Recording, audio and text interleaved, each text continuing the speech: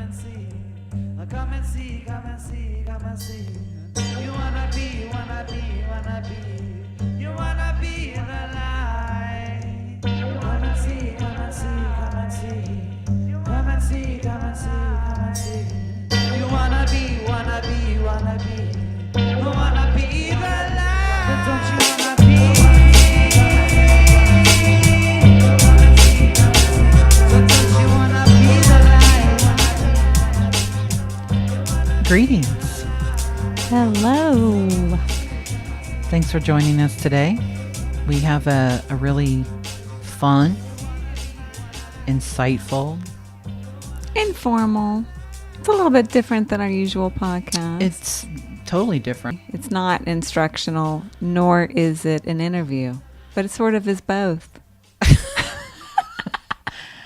When you think about it. Because I was going to just do a point counterpoint with you and be like, actually, I find this to be a very highly instructional episode with all kinds of little tidbits of wisdom and insight and guidance. But you know what? Really what it is a curated collection of insight, clarity, and wisdom. We highly encourage you, if you have not listened to episode 111, which is our conversation with Rob Gauthier, it's titled E.T. Whispering with Rob Gauthier.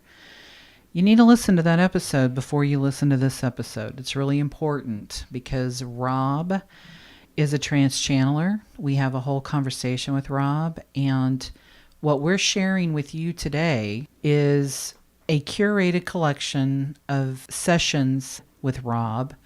Some sessions were with TReb and some were with Aridif. And so we've gathered together these beautiful highlights, kind of a highlight reel. Mm-hmm. And on today's episode, this is all about Melissa. And there is some amazing, incredible, really transcendent, applicable to so many people. It's not just specific. I mean, some of it's specific to you, but for me, I'm listening to your sessions and I'm like, oh my gosh, that is so amazing. First of all, when we had Rob on, we had every intention of setting time aside for him to channel Aridif. Right. And that did not happen because we were on the phone with him for 3 hours and we just ran out of time and it just did not happen. So we have all of this archived wealth of material. Yes. So we got really excited about the idea of just taking from what we already have because, and I know we touched on this a little bit in our episode with Rob, that on his YouTube channel, he has people's sessions on there. I mean, you can listen to my whole session with TReb if anybody wants to. I'll throw the link up there. Please do. And I listened to it. This was like in 2016. I'm like, oh, I was just such a baby back then. It was so sweet. No, but I really do. I kind of listened to that and I'm like, who was that? Who was that person who's talking about all these struggles that she was having? Like, I barely even remember it. But part of that is that I was able to transcend those struggles through the wisdom that I gained. Anytime TReb and Aridif are talking, the answers are so expansive. A million more questions develop as you explore the energy and the concepts that are discussed. It's densely packed information. Multidimensional. Multi-layered. And you're going to hear it the first time and take that in and interpret that. And then you're going to go back and you listen to it again and again. And you're like, oh my gosh, I didn't even know I caught that the first time I listened to this. Mm-hmm. Like I sure as hell didn't hear it when I'm talking to him, even though I'm like going with it and you're intuitively getting what is being conveyed. But you can only hear it from the level that you're at, right? Exactly. You can only hear it. And as you progress along your path and you go back and listen to it and you've had more experience and epiphanies and you've made more connections, then you hear new things. Exactly. Which also, we won't go down this rabbit hole, but it speaks volumes about your perspective and your perception shaping your reality. I love the fact that we did this because I love that everyone got to meet and spend so much time with Rob. And now you get to hear the completely different energies of TReb and then Aridif. And so, you know, as we talked about in that episode, and then even further back when we talked about just exploring what it means to be a channeler and to channel, Rob is a trance channeler, and therefore his consciousness steps aside in a way that he is completely embodied with whomever he is channeling. And so you're going to get to hear the differences in the voices of TReb and Aridif, but really you're going to feel the differences in their energy and how that we definitely feel that when we're talking to them. And so if you were to ever, and Rob has those videos up on his YouTube channel, when you watch him channel, he completely physically changes as well. I mean, just everything about him. And it's quite a profound experience. And when you're in it, you feel the authenticity and the utmost highest integrity of what you're receiving.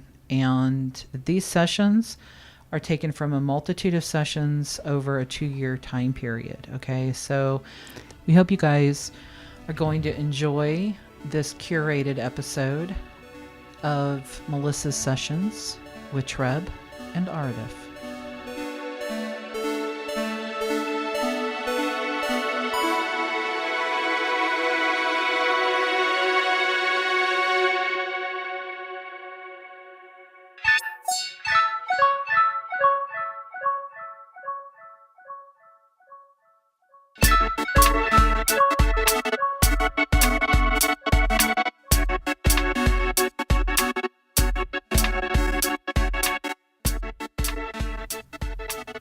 The first most pressing question that I had for TReb was more information about my star family and galactic origins. Being a starseed, always having awareness that I was not from the earth, even though I feel very connected to the earth, I always just knew. And I wasn't really given a lot of information specifically about that concept. And I didn't really have a lot of UFO experiences or anything when I was younger, like a lot of people do and a lot of people talk about, that I was aware of. I did start having, at a pretty young age, spontaneous astral projections that happened all of the time. And through some of those experiences and through the dream state, I knew that the majority of the beings that I was interacting with were extraterrestrials. I had information about living lives on other planets. I knew that I was not on Earth, although I did have memories of having other lives on Earth, very vivid memories of some lifetimes. So I really just wanted to know some real concrete details. I wanted to have a conversation with someone that had a higher perspective that could give me some details about where I came from and how I got here. Which is a question we all have, you know, so why wouldn't we be asking that question? So TReb gave me this beautiful answer. I wasn't expecting it to be quite as thorough. Well, you guys can listen. Yes, there are many energies that are connected to yours, both in this moment and before this incarnation. In the concept of what a star seed is, this means that you have broken from another incarnation cycle to join the Earth cycle. And in that concept, this does not wholly fit, as you have had many different Earth incarnations, but it is more so like a shared incarnation cycle, one in which you connect to the concept of both Earth incarnation cycle and other, and in the other, the cycle that that we perceive you from is Pleiadian by nature, and although there is Pleiadian consciousness that runs through you and connects to you, although you have come from the cycle of the Pleiadian origin, it is not what you would call a fixed incarnation cycle. Let us use, for example, the average entity that is either shared incarnation or perceived, as you would say, a starseed comes from one planetary consciousness, and from that incarnation cycle they join the Earth incarnation cycle for one to multiple lives in order to help integrate energies. But your own other incarnation cycle comes more so from the Pleiadian collective consciousness. Now, when we express the word Pleiadian, this is what is called a blanket term that covers tens of thousands of different kinds of entities that live in the area that humanity would call the Pleiades.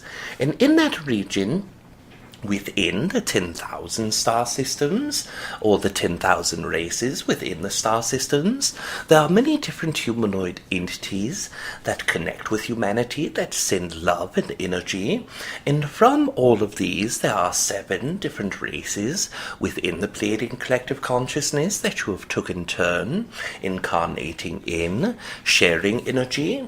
And what this does for your own sake is bring both the insight of Pleiadian culture, the insight of Pleiadian energy, and the transmutation of energy into the Earth collective consciousness.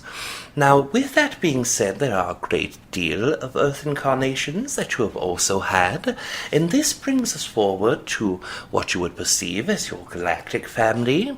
In this concept, there are many different races that interacted with you throughout your Pleiadian incarnations of the 7 different Pleiadian races, but within that concept there are also lineages that are connected to you as you are a human from Earth, and in that concept there are over 11 different races that connected to explicitly, specifically as you are on Earth and incarnating. Out of the 11 races, there are 4 consciousnesses that you would know when you hear the name of this, that is aware in the human collective consciousness. Not only Pleiadian consciousness, as this goes without saying, but the 4 other races are Syrian by nature, Andromedan by nature, and also Cassiopean by nature. And in that concept, with those 3, you feel a connection, but the 4th consciousness is what you would call Elohim by nature. So in that concept, there are 5 different races, 4 that are different from the Pleiadian version, and in that connections within your Earth connection, it carries lineage for your own self. The majority of humans perceive consciousnesses that are from another planetary consciousness to be extraterrestrial by nature, but some of the Syrian energies and some of the Elohim energies, or what is perceived to be Elohim energy, are connected to what we would call a future version of Earth consciousness. So in fact, they are not extraterrestrial by nature, they are more so extra-dimensional and extra-linear time in nature. So all of these connections you share and you feel, and that is why your consciousness is so connected to those concepts. When you incarnated into the Earth collective consciousness, there was a built-in internal understanding and knowing, not only of your capability and possibility of vibration that you can have upon the Earth collective, but also understanding and knowing your galactic consciousness that is connected with you. So in that essence, you were feeling much as a 4th density or 5th density being, living in a 3rd density environment, a highly polarized environment.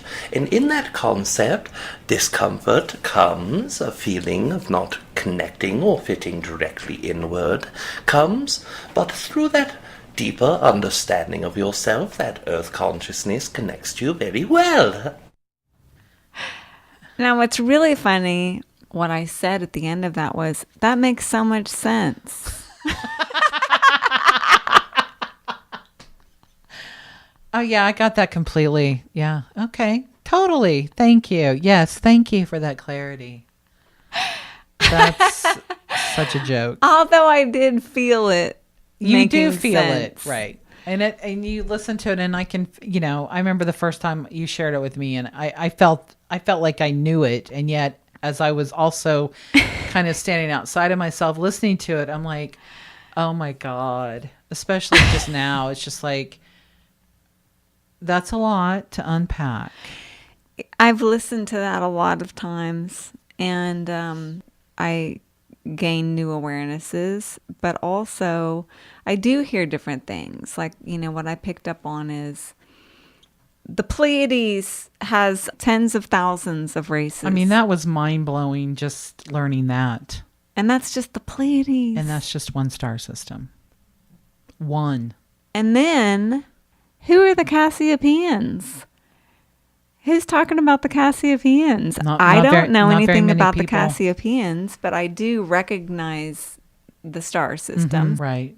He has the vantage of getting to see your Akash. Yeah. In a way that is not visible to us from this perspective. We're all striving for that. And that's why utilizing people who do this kind of work is really helpful. It's very beneficial I can speak definitely from my perspective, is it filled in a lot of the puzzle pieces. Mm-hmm. That puzzle is not done. It's not going to be done, but I get a better, more clear picture.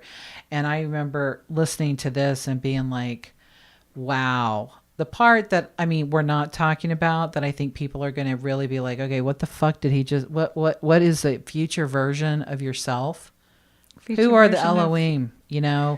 What is this? What is this? Who is this? And it's a part of me, right? Many people who were raised religiously with the Bible, they'll know.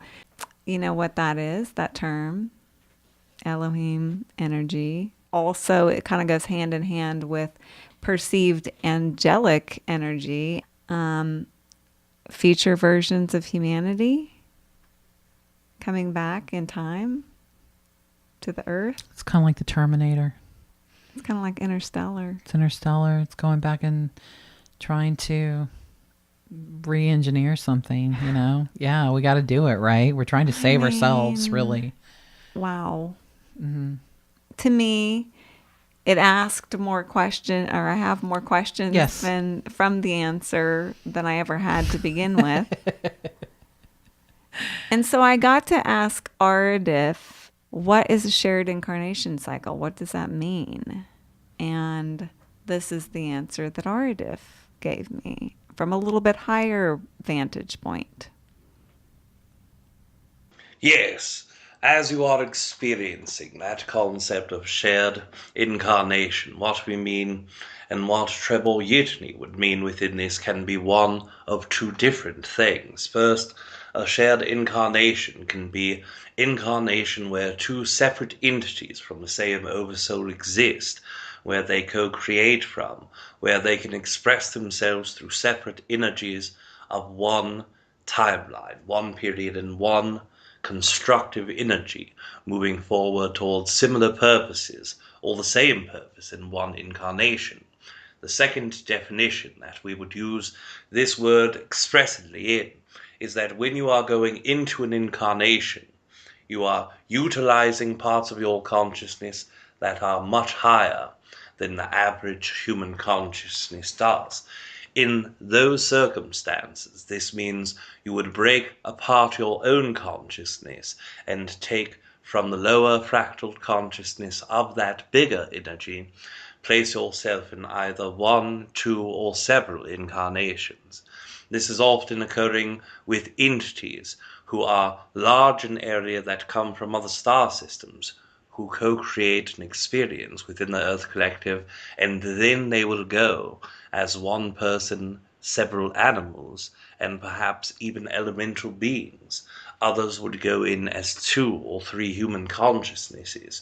Others would go within their own experience, but also allowing certain varieties of animals, or even break apart within one physical body, multiple consciousnesses.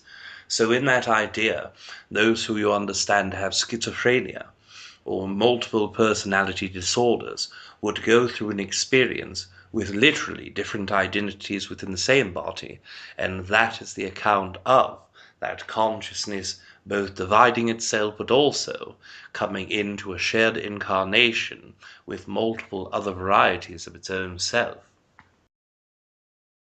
I think that it's insightful that this concept, people are listening to this and they're hearing this, and maybe they're hearing it for the first time. But I thought that Aridif did an excellent job of trying to explain that, especially when you're a starseed and you're coming from this is how I interpreted that, once you have a larger expansive, being, that why wouldn't you have multiple shared incarnational experiences? Right. To me, that's efficient. There's some kind of efficiency to that. Right. And yet, I hadn't really thought about it that way. It could also be very confusing to people who don't have any context for it. Just like you talked about. Like, could you, boy, that's really laying something out there when it comes to dealing with how we as a society have dealt with schizophrenia, multiple personality disorder, these things that Aridif is referencing. You can break it down into the mechanics. I know you're going to be able to tell me that this and this and this and this is what happens. And the brain is doing this right. and that and whatever. And yet, where does this really come from? We know so very little. We like to think we know a lot, and we know nothing. Well, what we about see is the clinical expression, right. But not what's really going on in spirit. But the soul wanting to come in as different expressions in one body. How fascinating would that be? You're like Tony Wonder. You're here, you're over there, you're everywhere. As far as being incarnated, maybe you have a shared incarnation with your family, your cat, your dog. Right. What it's doing is it's really solidifying the concept that we are all one. You literally could be interacting with another version of your own consciousness, of your own self. So right. What better reason to treat everybody like they are you, like we are all one? Well, exactly, because that's really where we're all needing to be, getting there together, because we are. It takes sort of the abstractness out of it when you really realize it could actually be you. Right. And on some higher level it is, because we all come from the same source, but it literally could be you. Right.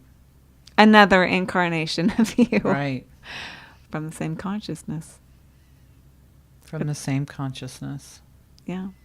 I'm glad that you asked that question, because I think a lot of people actually, we know, just percentage-wise, and this is going to come up again, but I'm going to go ahead and put it in here now, because I think understanding, according to Aridif, and this is something that I'll include when we're doing my episode of my curated sessions, but Aridif very explicitly gives out numbers of percentages that 74% of the population right now on the planet Earth are Earth seeds.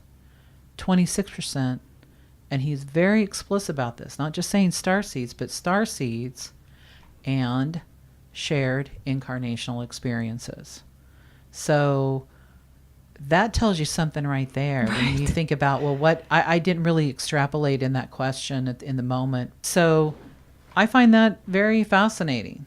That's a lot of people, man. That's just out of 26% of 7.83 billion people. I know.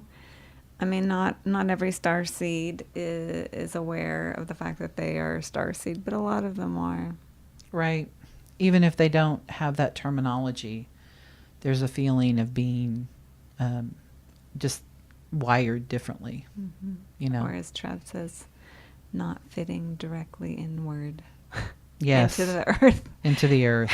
Collective consciousness. You're not local. Yes. There's a part of that. Yes. Okay.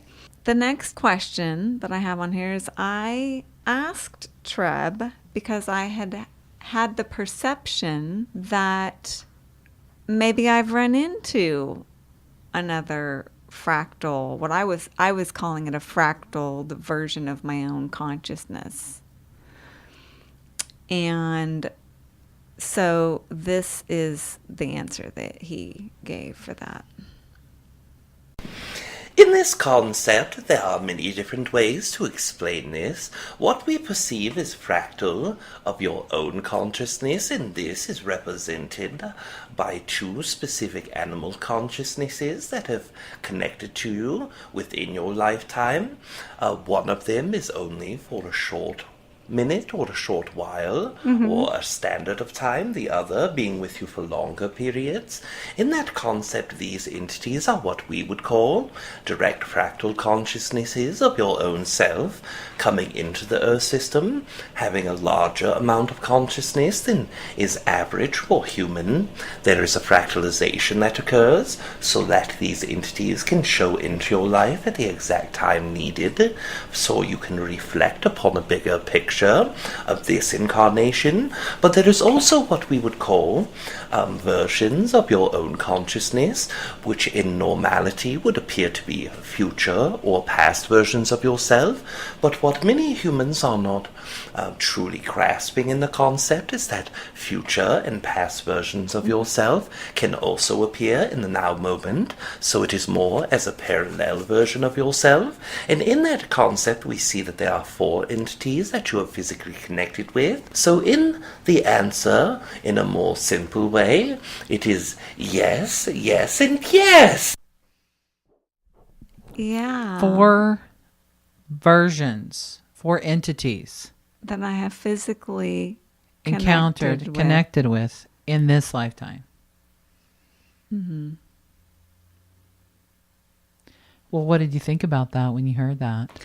Well, I know who the animals are, and I, if there are any animal lovers out there and anyone that feels that special, that extra special connection, and I'm not saying this is the case in all cases, but I'm telling you, I knew exactly what animals he was referring to, and they saved my life, Yes.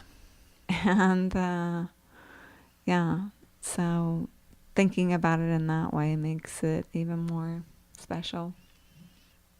Here again is another, we don't need to have reasons why we feel the connections we feel. It's just, there is another layer of like feeling reassured in some way of the significance of these relationships that we can feel.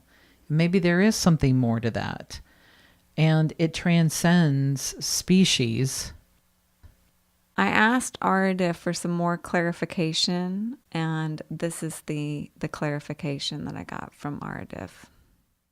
Yes, of course. When you are looking at your own consciousness, as you understand, you are a small part of a larger consciousness. All human beings in this moment are. But most human beings have one part of themselves that is approximately 80% of the entire entity that they are.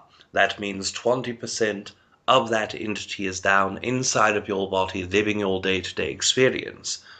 For those who come in, as you express from Pleiadian concepts, or incarnation cycles that are not of earth-making, will come into this incarnation cycle as a human being, and as they do, they are only utilizing, let us say, perhaps 5% of themselves, or 3% of themselves.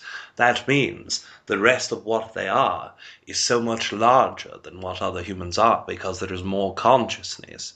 Now, when that occurs, because you are a new being to this system, because you are not new in that fashion, but newer than the rest of the humans around you, you also need other guides. You also need other entities who understand from that spirit level your experience, and in that essence will give you counterparts in order for you to receive the greatest ability to find your path.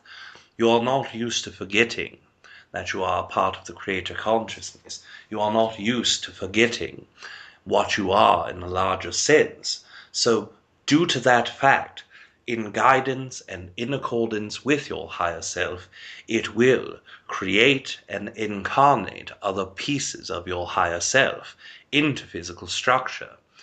When Trebal Yitni, speaking of that appearing both in your past and probable future parts of your reality, in the structure where you are flowing from your own energy. What he means is that you will come into contact with animals or even other entities that are a part of your own oversoul, but more specifically a part of your higher self, that came into physical reality into a brand new body and were created just for the purpose of interacting with you.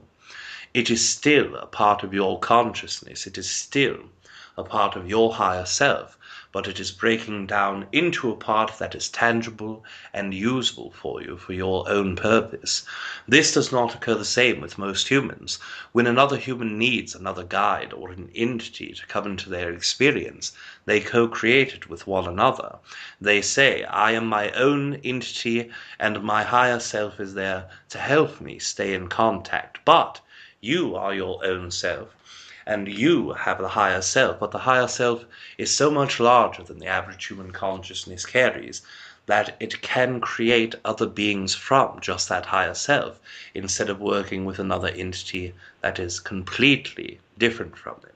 We would use the word separate, but as you understand, even all of the different entities upon this Earth collective are not separate. They are not apart from one another.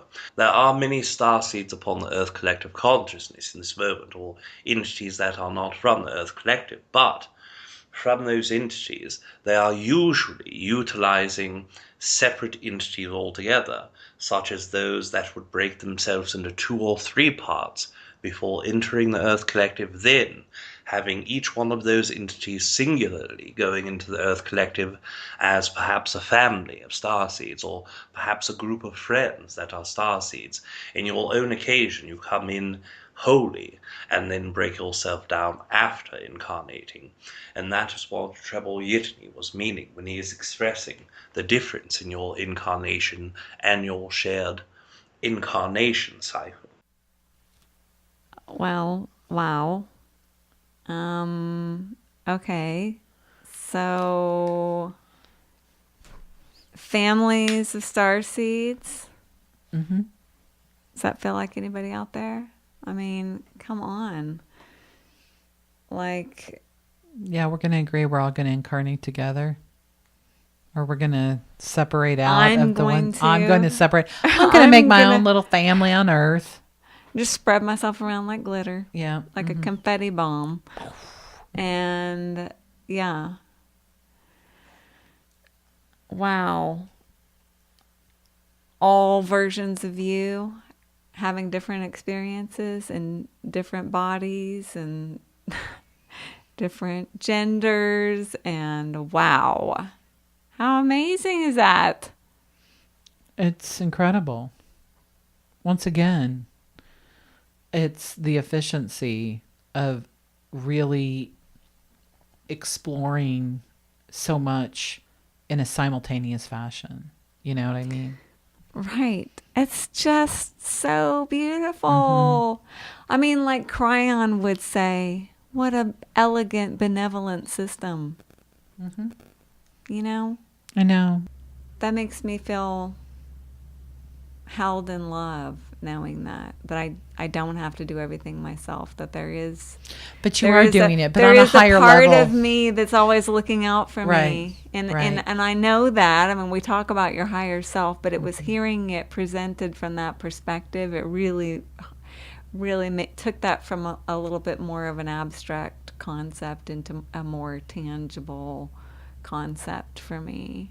We don't get to always see our higher selves, or we don't get to see our higher selves usually, and thinking about my higher self being in an animal that I got to touch and love and hug, and who loved me back is incredible.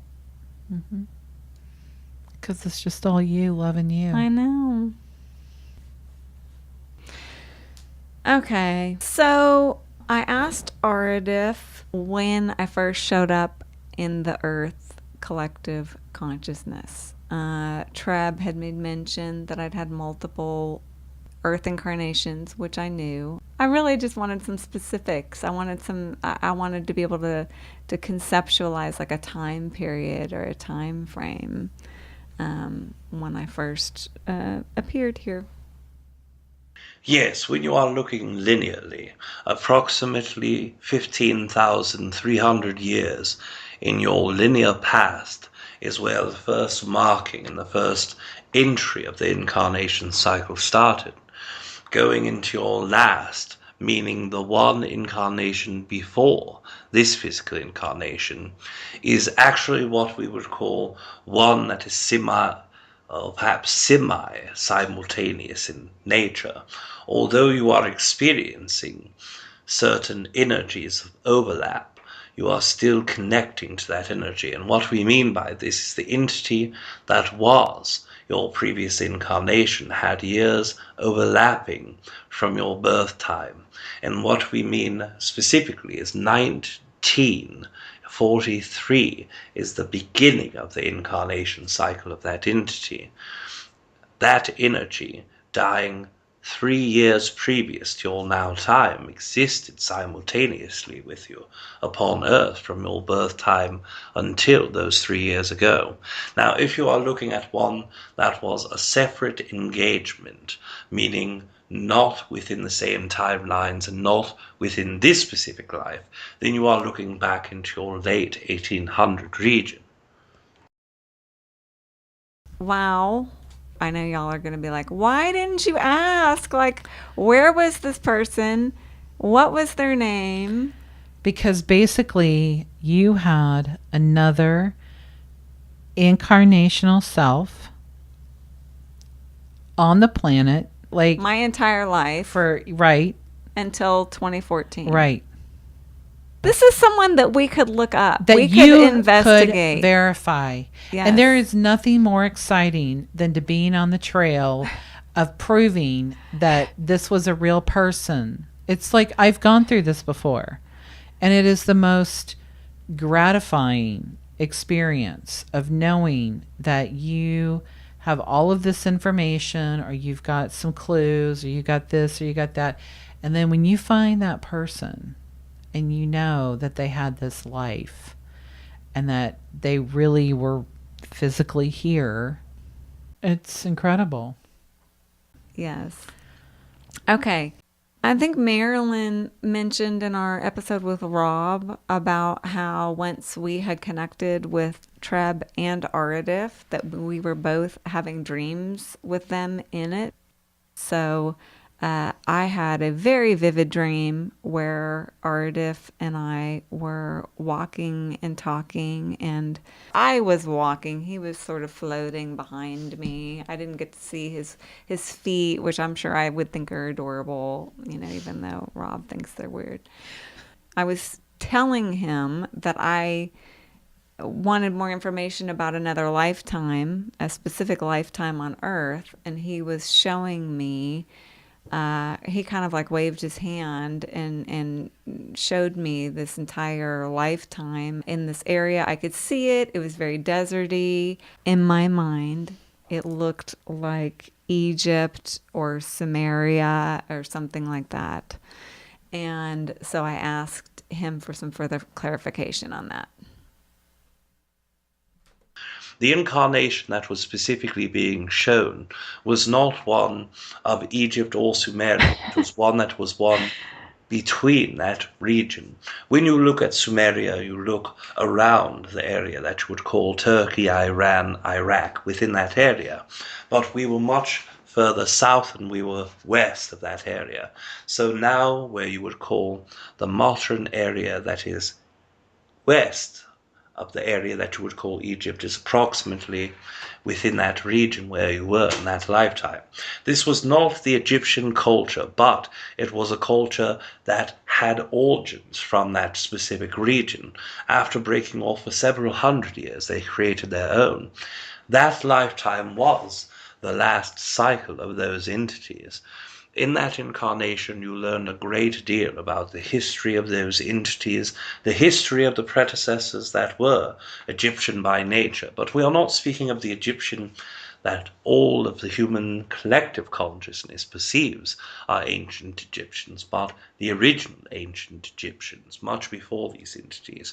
And after spreading off, there was a great deal of both spiritual and metaphysical teachings that were carried, both working through sound vibration and also working with light, utilizing that knowledge that a new society was created. But within that 300-year period that occurred, the cataclysm of death of all of those entities occurred. You were in that lifetime to be one of the last people there, to learn not only the most that that group could learn, but also the entirety of the history before. So that incarnation was one of that human and earth incarnations that you hold so deeply, and that is why it gives you that affection or that affinity towards those who are in that ancient Egyptian energy and those who are within that area of the world. I feel like we need to bring Graham Hancock in on this one. For real. Well, that just makes me think about that. I know from other information we've received, like we know that really ancient civilizations, let's go to the Lemurians, the Atlanteans, these that predate when we're having these other civilizations come up, after the fall, if you will. Mm-hmm. And yet there's still that old knowledge of utilizing sound, Mm-hmm. light, Mm-hmm.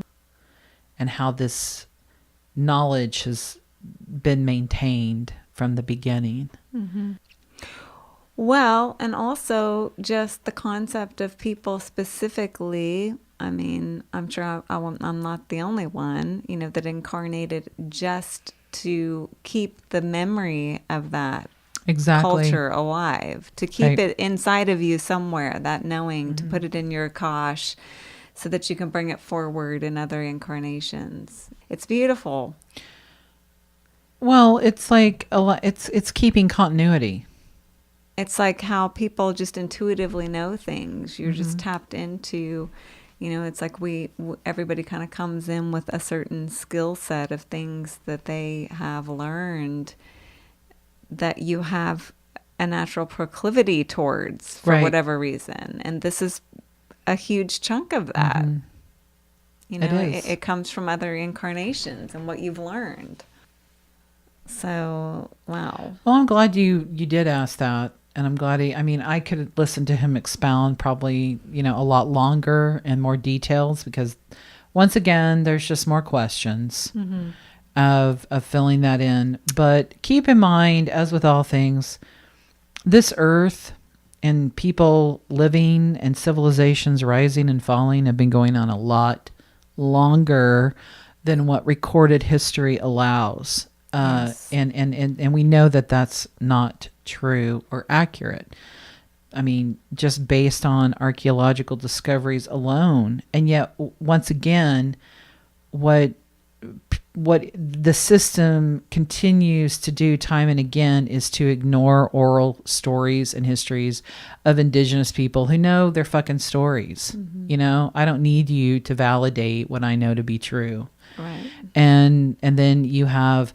Just because it doesn't line up with Right. what people think is scientifically, quote unquote, possible. Or being able to somehow, validate that by what? In a fucking vacuum? Right. No, it doesn't work like that, And then you're going to discover something else. So we know the archaeological record keeps getting pushed back further and further and further and further. Well, and we've talked about this in other episodes. The archaeological record displays that. It's right in everybody's face. Ask Graham Hancock. Exactly. It's in their face, and they still don't want to, because they'd have to basically throw everything away. They would have to acknowledge that pretty much everything we know is wrong. It's built on misinformation. Because you had a little bit of information that was Right. probably right and extrapolated, but the bigger picture was completely ignored. Well, and once again, who's out there in the field doing that? Those are like the dominant settler, conqueror people that are writing what they believe to be is the true and accurate story of this is the way it is. Yeah. And that's just a bunch of bullshit because it's not true, you know? So that was just really, I dug that, you know? I asked TReb a question. I was adopted. Both Marilyn and I were adopted. And for as long as I can remember, and for no reason that was apparent to me until I was much, much, much, much older, I always felt very connected to my biological father and quite indifferent to my biological mother. So I asked TReb if he could offer a little more clarity about why I felt so connected to my biological father and not my mother. When you are looking at this concept, the average human, when they are connecting to consciousness into a physical body, are usually at or around the time of the physical birth. Some choose to venture their consciousness to connect with the physical body in utero several months before, some even time after the physical birth. So in that consciousness, it goes to a place where intentionally understood that there was a great probability of the adoption process and the energy behind it. The reason there is a disconnect with the concept of the mother is somewhat obvious to you within your conscious mind and subconscious mind. There is a great energy differential between the two of you vibrationally, mentally, and emotionally. And as you are seeing the connection with the father, although it does not seem logical at all times, there is a great deal of experiences that both of you have shared in timelines that are considered past in your linear state. There are many human incarnations that you shared with your biological father in your earth experiences, and in that concept it grew a great kinship, and because that entity was your physical and biological father, the mother is one consciousness that you did not connect to before. So it almost was the thought process that because I wish to stay connected, physically and biological, to this entity, I must accept whatever feminine counterpart that he chooses to have birth with or children with, so that you may connect to that. What I'm hearing from that is sometimes people are just people. Sometimes you just need a uterus. Sometimes you just need somebody with the right sperm, right? Like sometimes, I mean, everybody's somebody, but there are degrees of that somebody, right? Like your dad and you, your biological father. I wanted so badly to be connected with him. I know. And now you know why. It's because you've lived other lives together. There's a deep kinship, probably good friends, helping each other out. I'll come in, I'll give you my DNA, and For real. and I'll, because it's important. What an angel. And I'm going to get involved with somebody just in order to be able for this to happen, and you to come in here and do what you need to do, you know? And for anybody out there listening who is adopted Or has given a baby up for adoption. right. I mean, there's lots of layers, as with all things here on this planet. And we both have asked this question about that. And this shirks, I know just from being close with Melissa and knowing her perception of that, and how we both have had interesting perspectives on our adoption and our biological families, and to hear that and to have that validated in such a way, once again, it helps. It's really nice. I know I felt happy just for you to have that information, you know? Yes. Right, like everything else, there's infinite possibilities of how that co-creation can work out. And yeah, sometimes people are just people. Sometimes they're just DNA. Yeah. You know, like it doesn't need to get any more complicated than that. And we want, because we do, you know, I'll be the first to admit, I'm like that. I'm looking for meaning. I see it everywhere. You mean to tell me my biological mother was just basically some DNA in a uterus and that's it? And I don't have any soul connection with this person? Oh, okay.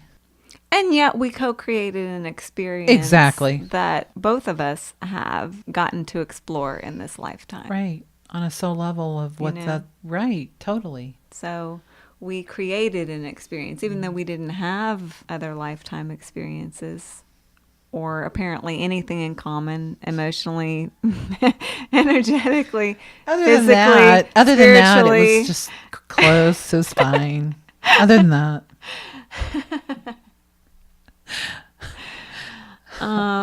Yeah. So I thought that was very insightful, very interesting. Agreed. The next series of questions, and I know that this is not everybody's experience, but most of my information that I have about myself comes to me through the dream state. My dream life is so active and always has been, to the point where I have been able to map out, well, this was another incarnation. This is me on a ship. This is me in a galactic classroom. So a few years ago, actually, this had just happened right before we had this session. I was going through a heightened dream state period where I was having a lot of vivid experiences. It was a point of great expansion for me. One of those times where everything just opens up and it feels like there's just a lot of information coming through. And I had a dream of another lifetime. I knew it was another lifetime where I was on a ship and I was getting telepathic messages from a being in the Andromeda galaxy sending coordinates for me to come and meet them. And I went through the whole traveling there. It was a long time. It took a while. We dock, we get there. This individual comes out. He's got he's taller than me, humanoid looking, has a white, kind of like, I'm going to say off-white. An off-white. I'm setting the scene. An ecru. An ivory. An off-white. It's kind of like a turtleneck and some slim pants, all the same color with like a cape, like a white. Let me tell you, everybody else in the galaxy knows the importance of wearing a cape. And we need to catch up.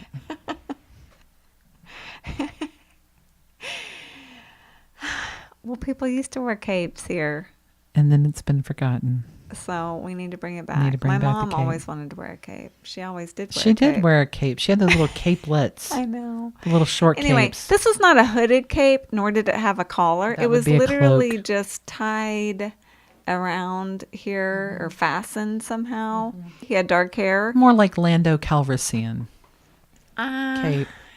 Yeah, kind of like that. So he comes out. We meet. It was a very formal exchange.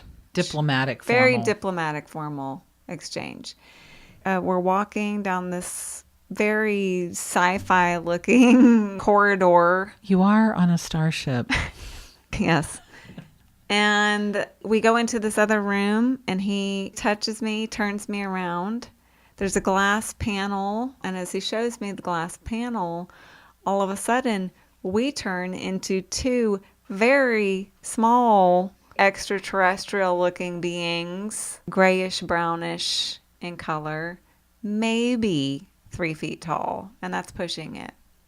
Very dark burlap sack looking clothing. I don't know how else to say. Minimalist. When she first described this to me, all I could think about was this was from the wardrobe collection of Dobby. This is from the House Elf collection. Yes. So I'm looking at him mostly. I don't really remember except Did for you throw a sock on it? Just glancing. Stop. Just glancing at my reflection, but I was really focused in on him.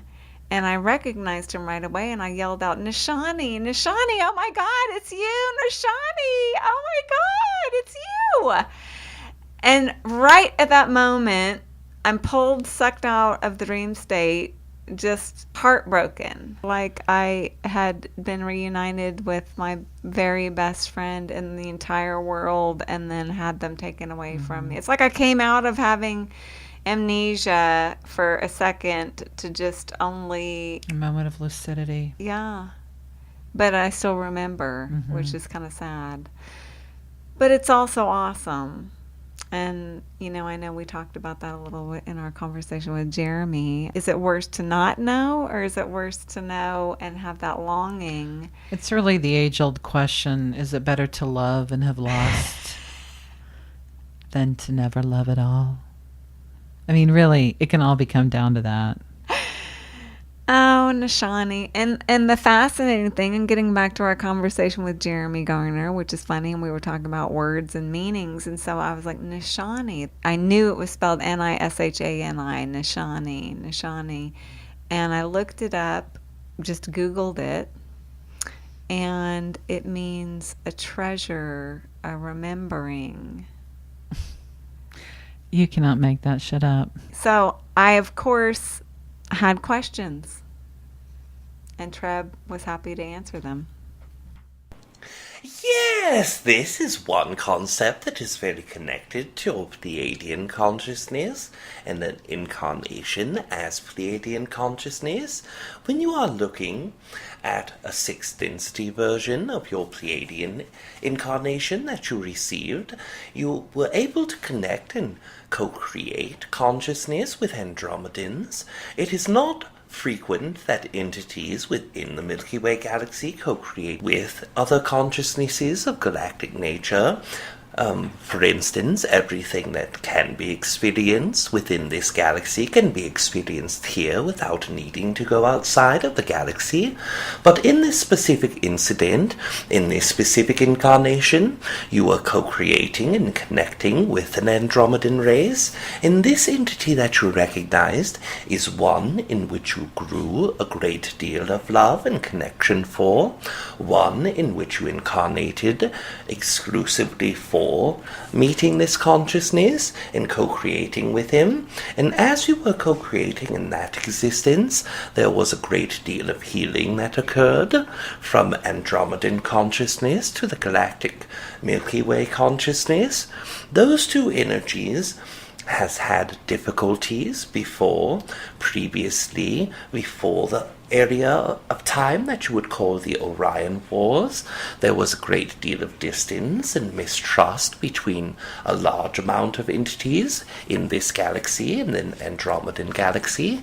So in that consciousness, as both of you co-created and took what you had learned from one another to your own races and showed them, as well as the traveling in itself, the meeting of neighbors within that galactic consciousness, you came to grow an understanding that the vibration of Andromedan galaxy and Milky Way galaxy have synced more so, that the overall themes are becoming closer in energy, and that is why when you experience the physical nature of both galaxies, you see that there is the high probability of both galaxies combining into one galaxy, because the experience has paralleled so closely. They are now joining an energetic connection, and a great deal of the understanding of their joining came from your own race and the Andromedan race that you are speaking of in that incarnation. How did you feel when you heard that? Well, I knew it all in my heart anyway. I knew it all because I experienced it in the dream state, so that energetically was still with me. But I guess what I thought was interesting, and maybe just from my own perspective and my own like ponderings throughout my lifetime, I thought it was interesting him pointing out that I incarnated specifically to connect with that being. And that soul contracts are real, and people, like we hear about it from all these different angles, from all this higher dimensional channeled information. We know that we have soul contracts with people, but thinking about incarnating specifically to co-create something, to do something specifically with one person, it's really fascinating, and it's beautiful. And who knew that the Milky Way galaxy and the Andromeda galaxy were having some East Coast, West Coast. Everything goes back to the Orion Wars. I don't know how many times we have to talk about this. And that is going to have to be in a whole other episode. It's, we get a chuckle over that, but that shit was real. And we have no clue, and how much we've all held on to that. And how it's influenced. It's definitely something that Nora Harold. Yeah, Nora talks about it. Talk about a lot. Nora and the P's are not the only one talking about that. That's another one of those. I have to say, when I first heard of that concept, and this was years ago, years and years and years ago, I got to say, I didn't quite resonate with that. And yet what I've learned and what I have come to know is that, that's real deal. And lots of various points of channeled information. I'll talk about it. And of course, why wouldn't we be walking around with some of that like insane, intense residual? Like you're it's talking like about the OG wounds, right? The exactly. OG, like taking it back, because we think in the Earth Collective that we have all of these Earth-specific, traumas to transmute, but you're talking about galactic traumas to transmute that we're all a part of, because we all come from the same source, right?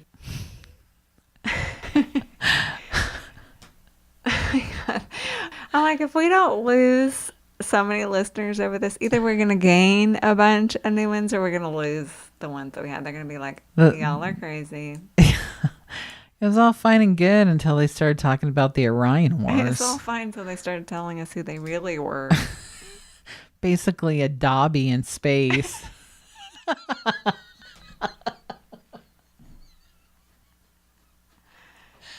Sorry. Can't get away from Harry Potter. Nor should you try.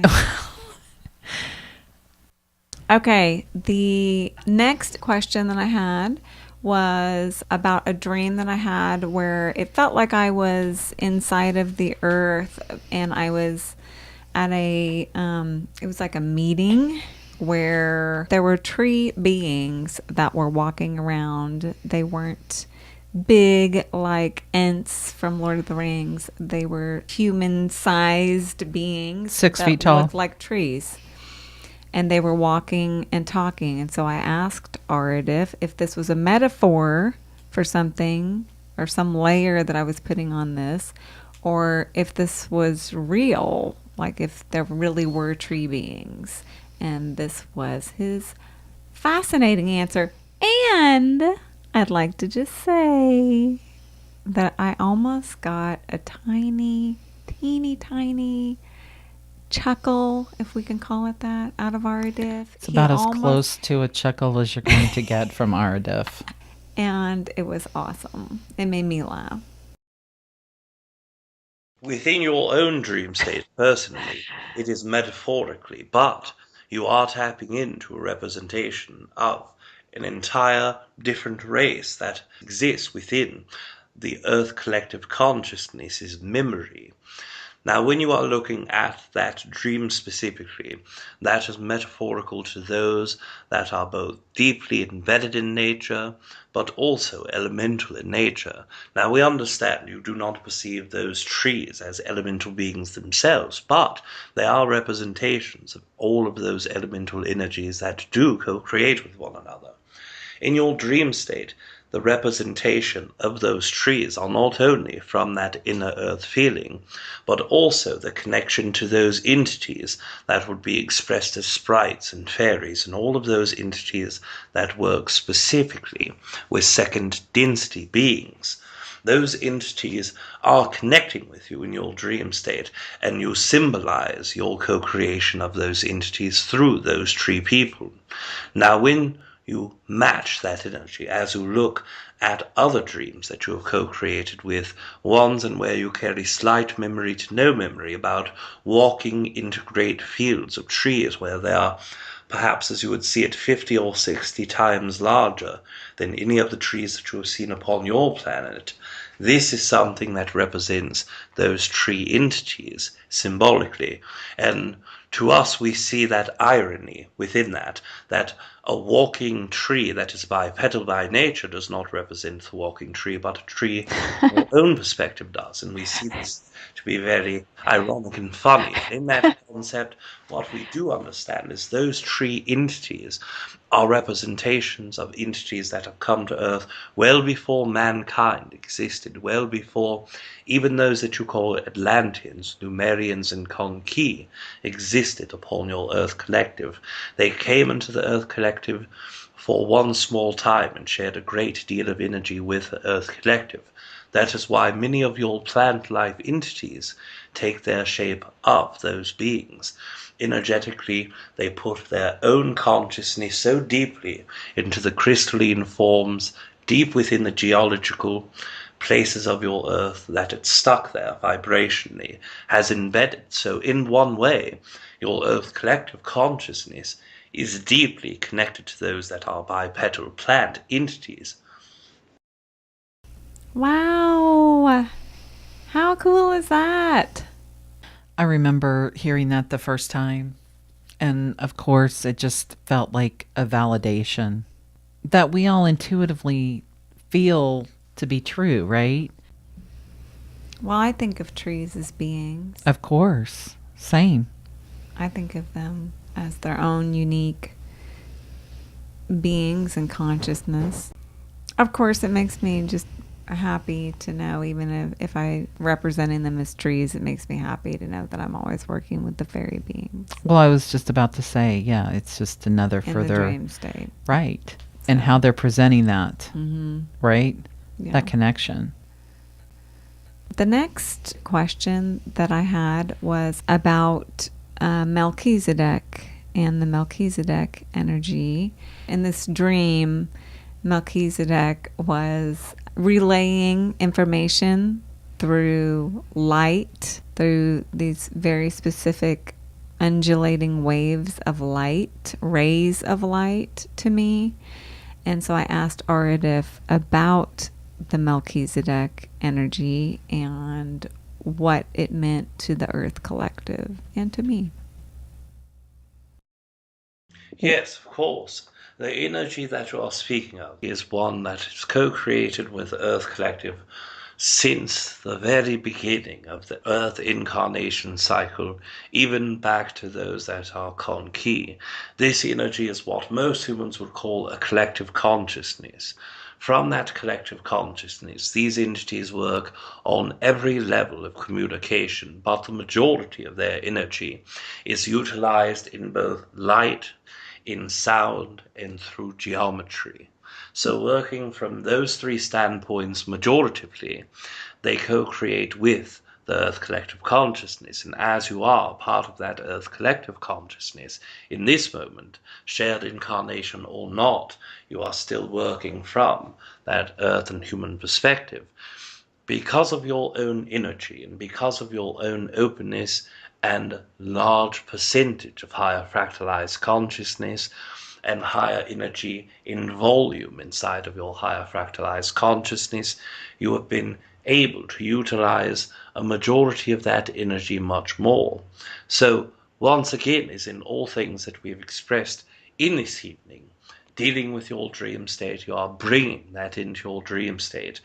You are utilizing both in your third layer of dream state, but also occasionally in your first layer of dream state, the highest vibration energy from that co-creation. Now, there are physical manifestations of these beings that do occur within the Earth Collective at periods or times within your Earth Collective. Some have come as those that you would perceive as ascended masters. Some have come as those that you would consider to be extraterrestrial, extra-dimensional in nature. Either way, all of these entities represent a physical embodiment of what energetically the created, co-created, and collective consciousness desire to share. Through those teachings of light, through the teachings of sound, and also geometry, they have been able to utilize their own vibrational sense of giving to the Earth Collective. And what we mean by giving is not that they are taking away something of themselves in order to give it to you so that you may be more whole. They are working with your state of being, allowing yourself to first open, and secondly to accept all of the energy that is possible to integrate, both as an Earth Collective consciousness, but also non-physical soul essences. As a human consciousness, you had expressed previously that sometimes it is hard to see the bigger picture from the smaller place of view, but even if you look at our own race, the highest portion of consciousness available before entering the non-physical, we are still only able to perceive a very small part of the entire universal collective consciousness. Yes, our race has expanded beyond this galaxy, seeing several thousands of other galaxies, but as you are aware, there are several trillions of galaxies just within your localized galaxy group. This means that we have seen much less than a fractional percentage of what is able to be seen within the galactic consciousness overall, expanding out into the universal. So in that essence, although you perceive that limited vibrational view, these entities have allowed the expanded portion of consciousness to come from you utilizing all of you, from you utilizing the deepest nature of those three majoritively expressed concepts that will give you the tools to open your energy that much more. I feel like I just went into a trance. I'm wondering where I am right now. The last time I listened to this part of your recording with Aridif, and he goes down this Melchizedek, basically he's identifying it as a collective consciousness. Yes, that's been working with the Earth since before there were any beings at all here, which I think is really interesting when you juxtapose it, because most people, the majority of people, if they've heard of Melchizedek, it's because they've heard of him in the Bible. He is the high priest in Genesis, that apparently, he's the one that gives the robes of Adam to Abraham. He's very mysterious in the Bible. He's very mysterious, but when you think in general, right? But he is the priest for all, and he is the highest of the high, and he sometimes he gets thrown in as an archangel. Sometimes he gets thrown in as massive avatar ascended master consciousness. For those of you who aren't familiar with the Melchizedek energy, and typically associated with sacred geometry, and yet for Aridif to explain it in this way, it just makes sense. In some ways, Melchizedek is an archetypal character as far as how we perceive that being to be, okay? And yet, when he's explaining that it's this collective consciousness that has had this intimate, in-depth, intertwined relationship with the Earth's collective consciousness, he's talking about the non-physical essence of this, which is why it's so readily available to all of us. Right. Yeah. I mean, which is probably why it has a similar feel as an archangel type consciousness, right? Right. Or a Christ-like consciousness where it feels like it is an essence that is available to all of us if you to call upon, to work with that energy, the energy of that being. Now, I know you're going to edit this out, but I feel like our listeners, we owe it to them to tell them how actually Melchizedek presented himself to you. Because this is gold. It's pure gold. Melchizedek, I won't go into all the details. It was a very long and involved dream, but the high point is that Melchizedek presented himself as Danny DeVito, circa Matilda. Okay. But he had light beams radiating from his face, and he was staring at me, and I was literally just centimeters away from his face, and his eyes were staring at me, and he was just beaming all of these light codes into me, and the light was in a complete circle beaming out. I think it's brilliant that Melchizedek presented himself as Danny DeVito, because you're not going to look away from that. You needed to be like so drawn in that you were going to get those light codes that he had to be Danny DeVito. Circa Matilda. Yes. I mean, if 1990. I really was going to be drawn in, it could have been like Ed Norton, or... That would have been a different kind of dream for you.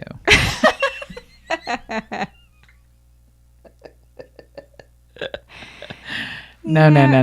That's what I'm saying. Don't even, just stop, because you needed to be so arrested in the moment of just being completely connected. And I think we do that. Who knows? We don't know.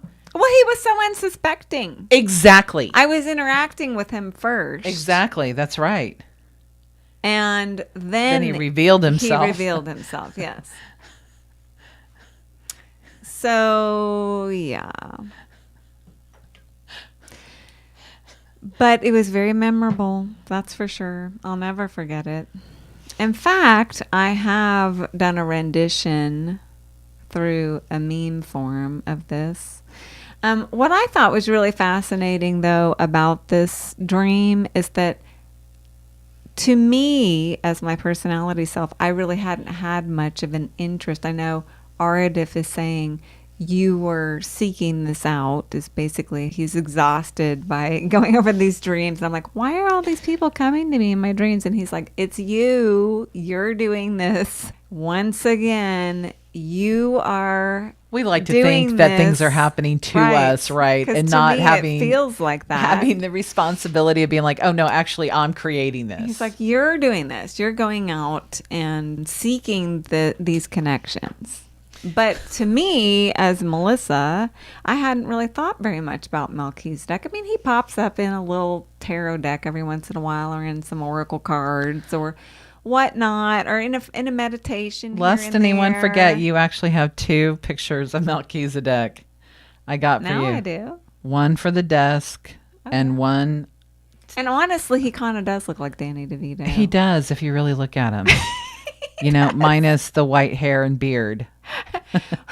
There's a similarity in the face.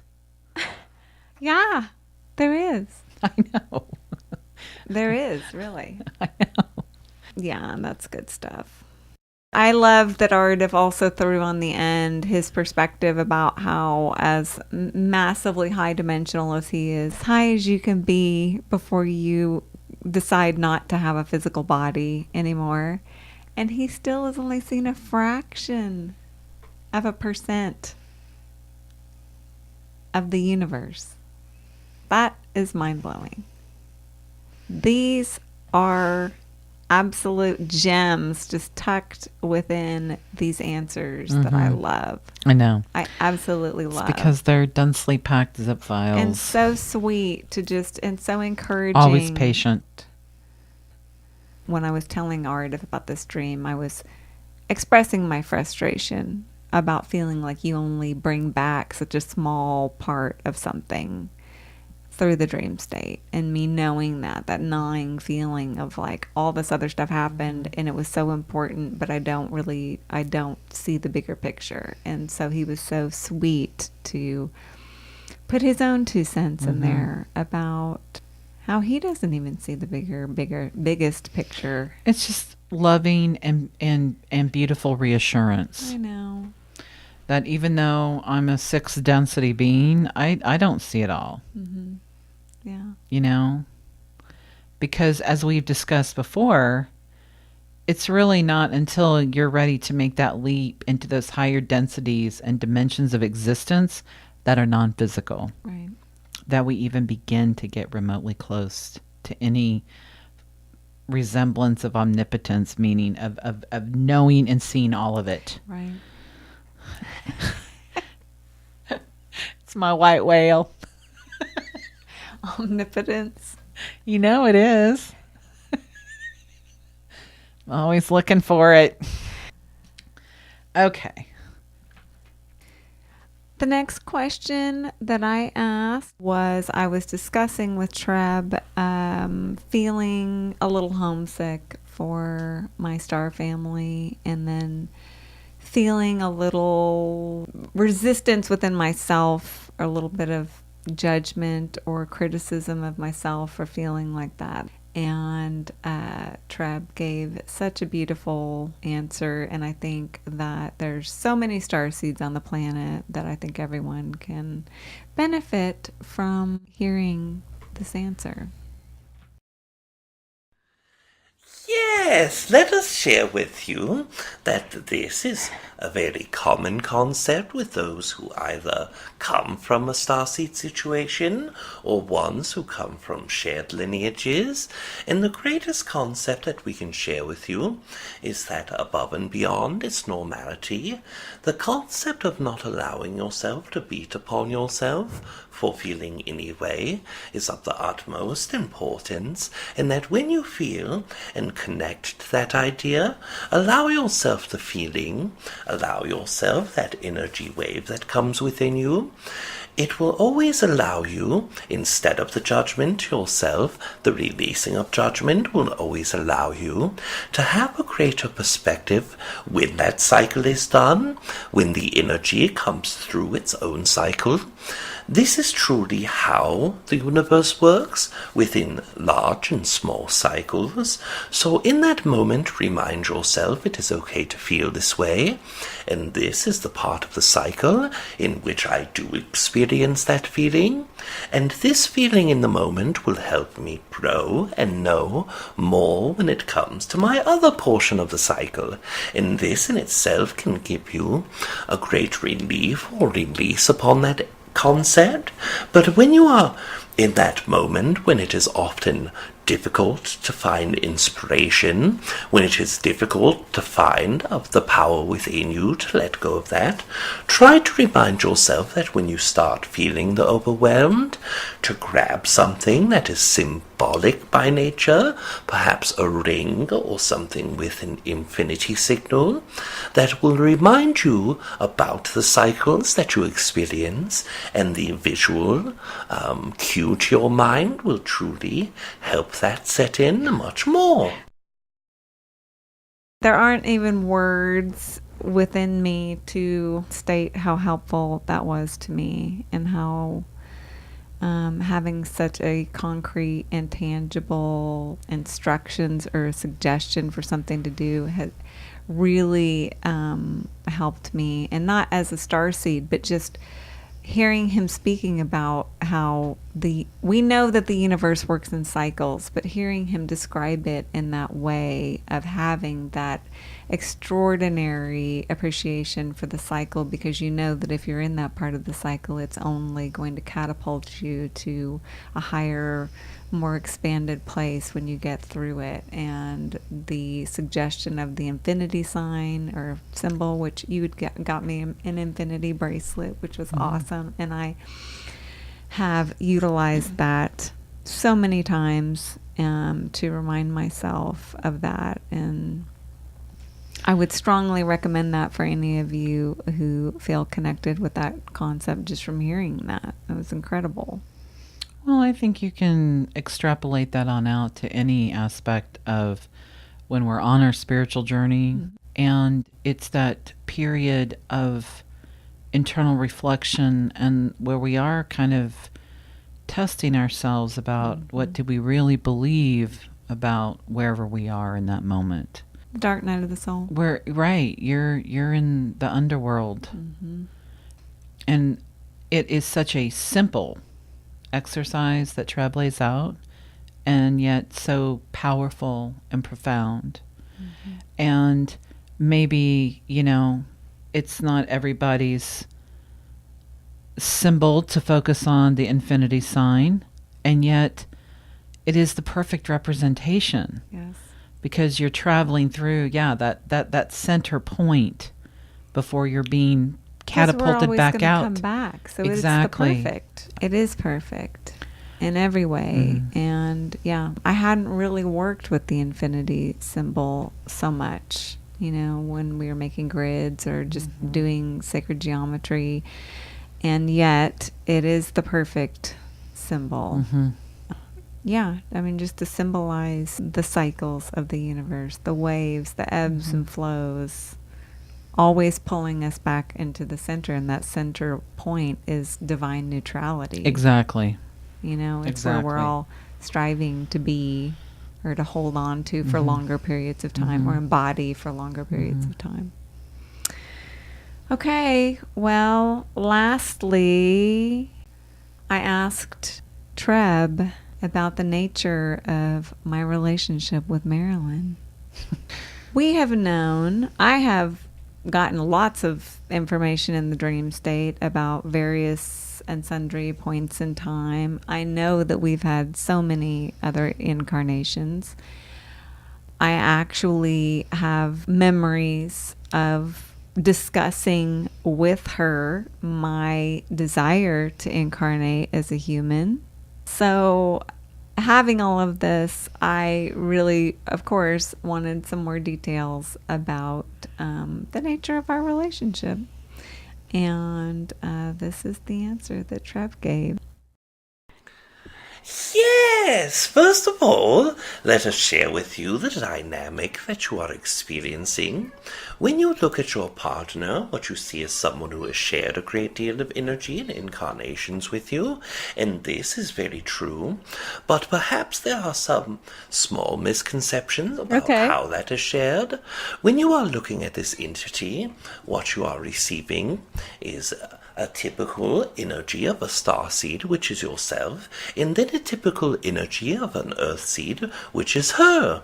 This earth seed energy is one that is, perhaps as most humans would perceive, above and beyond the amount of lives in which their incarnation takes them to a place of the greatest growth in spiritual development.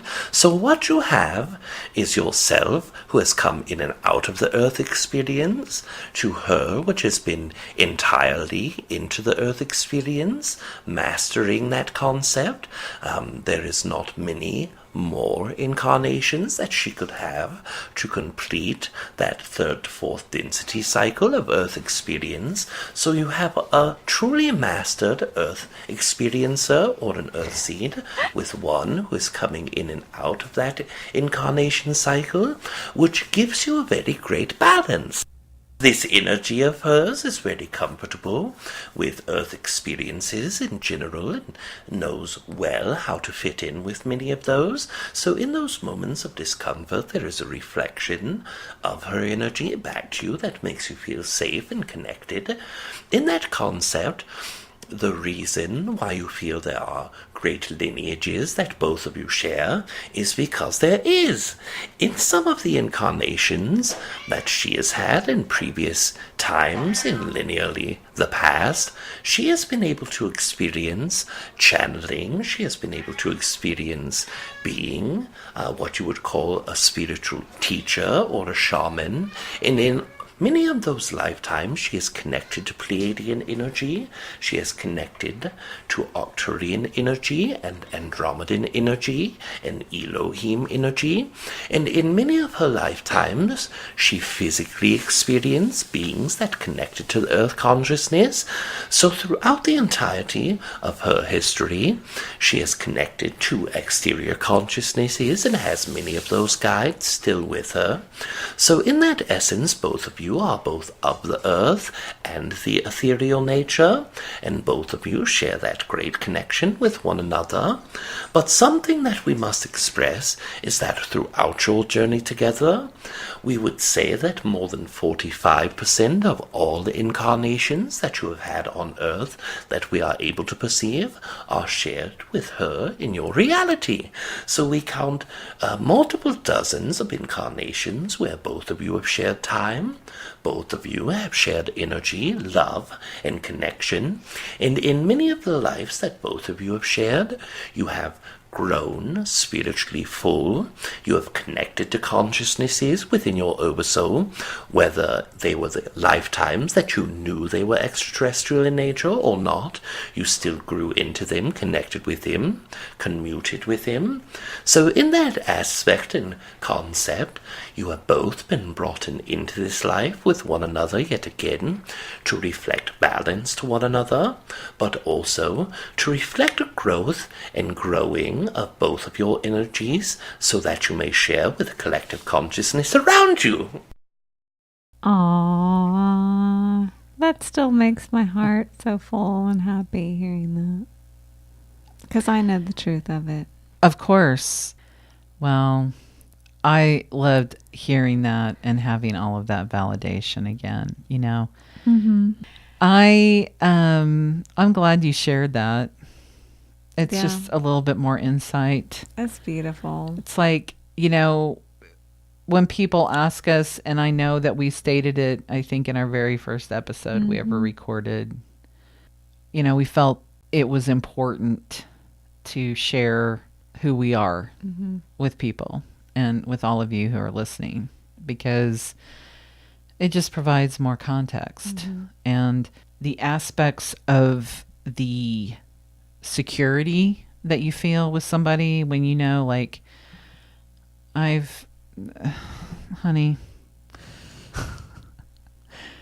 we've been around and around and around and around and around.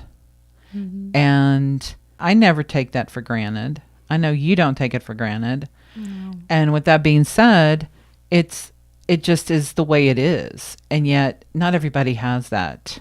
I know. You know, in their world where you know that the person that you are most deeply connected to across time and space, many lifetimes, dimensions, densities, that you really have an incredible scope of experience to pull from. And so we kind of are fond of saying to each other, your dreams are my memories. You know? Because it's true. And it's true. And the door swings the other way, which is my memories are also your dreams. So, and I couldn't even begin to tell you how many times when we're talking about our dreams, or there's something, I didn't have the same dream as Melissa, but if she's sharing something with me, it's like, I can totally tap into that and I'm there. I know. And I know exactly what you're talking about. And oftentimes you actually are there. Well, same. And so, yeah. And the same goes for you. I mean, if you're telling me a dream that you had, I feel like I remember it already. Right. Well, because it's like having a deja vu. It's exactly what it feels like. And everything that he said is really true. He completely tapped into the feeling state that I feel with you. You do make me feel safe. You do understand how this place works, and I do not. No, you don't. And, you know, Marilyn's always got my back. She always keeps me from getting into trouble too deep. I don't know about keeping you out of trouble. I'm more likely to drag you into trouble. But that's all for your benefit, hunty. Getting some earth education.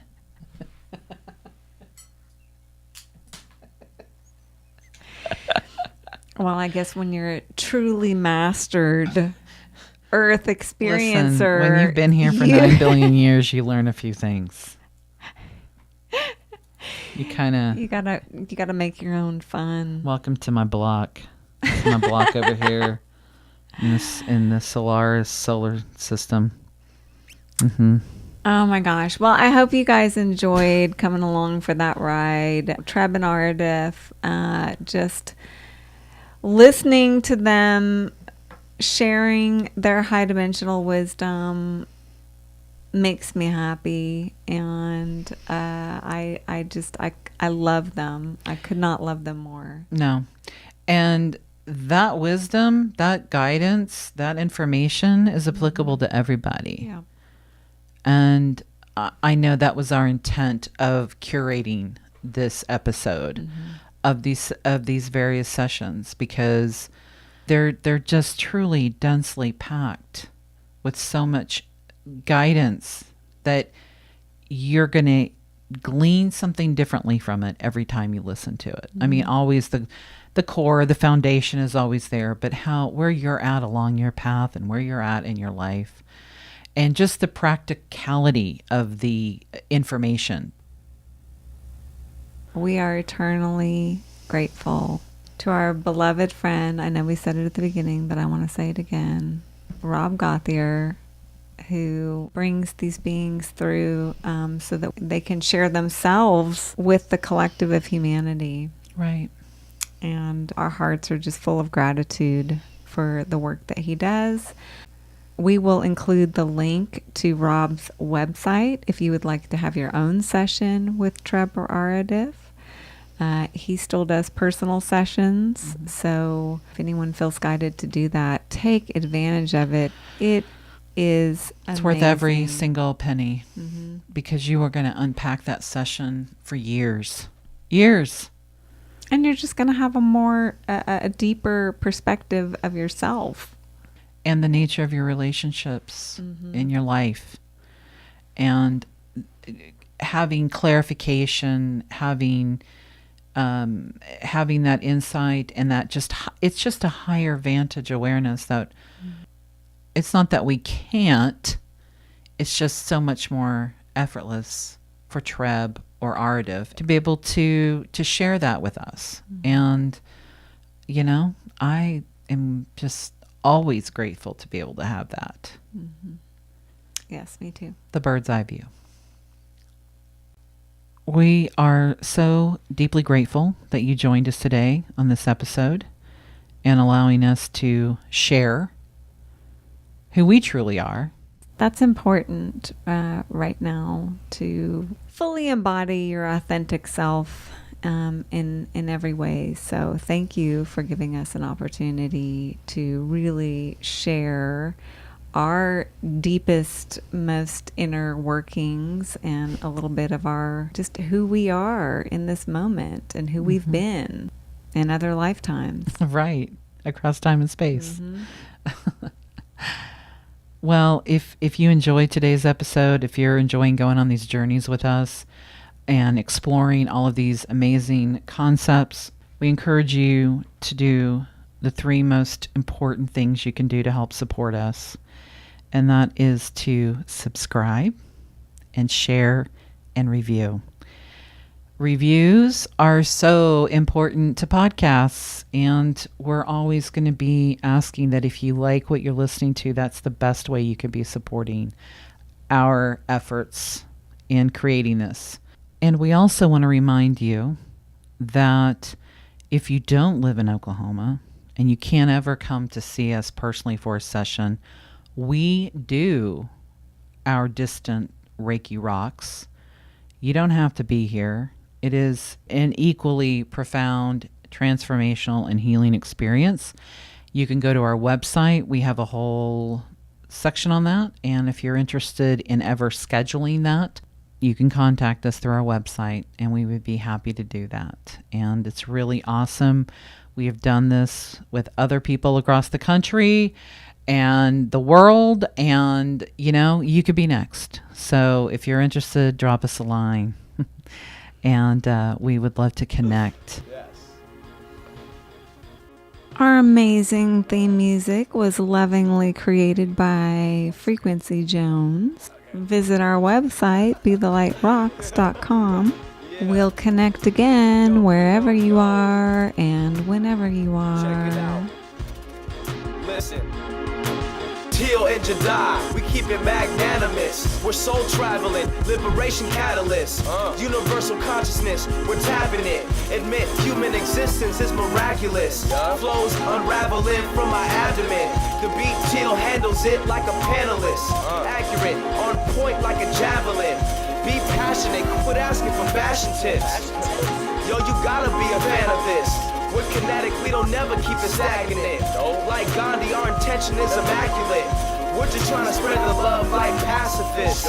Life is a maze, but not an accident. I feel like David Bowie in the labyrinth. If the steering gets tough, don't abandon ship. Cause if it's handed to you, you can handle it. No doubt. Magnanimous. The magnanimous act is noble and high-minded. The magnanimous being shows courageous spirit, lets go of their ego, and allows the brilliance of their heart and mind to truly shine. Truly shine. Truly shine. Truly shine. And I'm rapping with passion, breaking it down like fractions. My divine essence and sublime presence is rooted in the earth like psilocybin essence. Blessings, we supply it. Love is all around you. Open up your eyelids. They say you'll never know until you try it. But don't ever sell your soul cause it's priceless. Yeah, we're living righteous. And I'm on that word of advice tip. If you wanna feel the love, first let it go. You get back what you put out sevenfold. I flow incredible, exceptional. Be open-hearted and respectable. Relax and let it flow. There's no need to always force everything. Sometimes it's good to chill back and let it be. Easy on the intensity. And don't try to be perfect. That's something you could never be. Be yourself and just live with integrity. That's a perfect recipe, sure to set you free. Hope you enjoyed the magnanimous positive energy legacy. Fino and Jedi are exiting. Peace.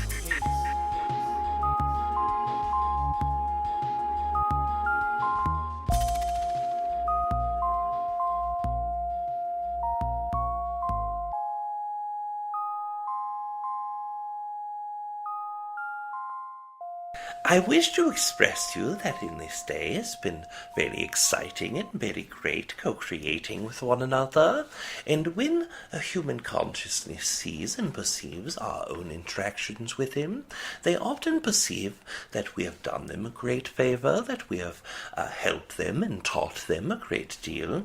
But what I wish to share from you is my own perspective. As I am being asked certain questions, I have the opportunity to look within your own energy in places of consciousness that myself and you have never co-created with before. By doing this, I am looking and reflecting within my own energy in places that I have not connected to before. So in that concept, we have both explored our own consciousnesses together, which helps us create a greater expansion and understanding of both one another but ourselves as well. And in that growth, it has been a great excitement, and I wish to express to you. With all that being said within this evening, I will leave you this evening in love and in light, and we will experience each other again very soon. We are disconnecting in just one moment, but before disconnecting, we wish to express our own excitement for this day of co-creation, but also the co-creation in our past and in all portions of the future. It is always within our highest excitement to co-create when we do co-create, and we are grateful for that.